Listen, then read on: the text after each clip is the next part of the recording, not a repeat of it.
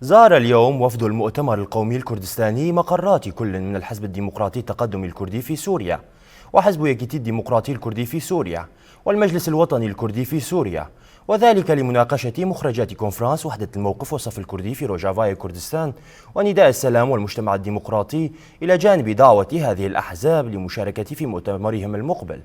وضم وفد الزيارة كل من الرئيسة المشتركة للمؤتمر القومي الكردستاني زينب مراد ونائبتها هيفي مصطفى وعضوات وأعضاء الهيئة الإدارية لمؤتمر عبد الله مصطفى وسليمان الياس وتاز باشا. واستهل الوفد زيارته للفرعي حزب الديمقراطي التقدمي الكردي في سوريا وحزب الوحدة الديمقراطي الكردي في سوريا يكيتي والمجلس الوطني الكردي في سوريا، حيث استقبلوا من قبل سكرتاريا الأحزاب وأعضاء الهيئات القيادية في هذه الأحزاب.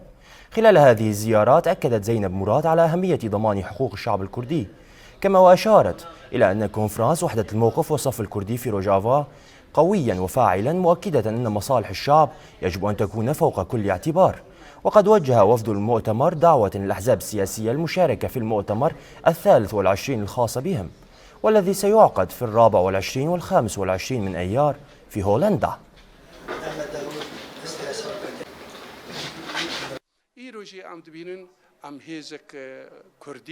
نحن اليوم قوة كردية سورية، لدينا الحق الكامل في سوريا، ولا سيما بعد سقوط النظام البائد ولأجل بناء سوريا ديمقراطية.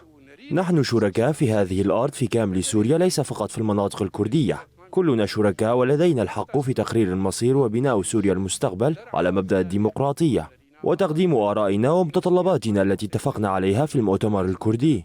نعيش في سوريا وناضلنا وقاومنا ضد سياسة البعث القمعية بحق الكرد في سوريا، ولا زلنا نسعى لبناء سوريا الديمقراطية، والكرد ناضلوا وكسروا الإرهاب ودحروه وأفشلوا مخططاته في المنطقة. لهذا من الضروري أن يكون للكرد دورا أساسيا في بناء سوريا الجديدة، وأن يكونوا شركاء في هذا الوطن، وكذلك باقي المكونات. ف26 من نيسان كان محطة جديدة، وجميعنا نقول نريد سوريا ديمقراطية تعددية لا مركزية.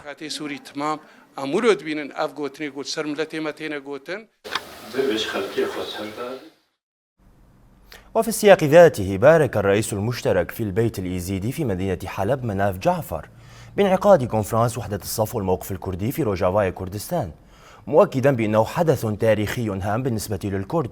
كما أكد أن ما تم الاتفاق عليه في الكونفرنس هو نقطة مهمة في تاريخ سوريا الجديدة والكرد أيضا.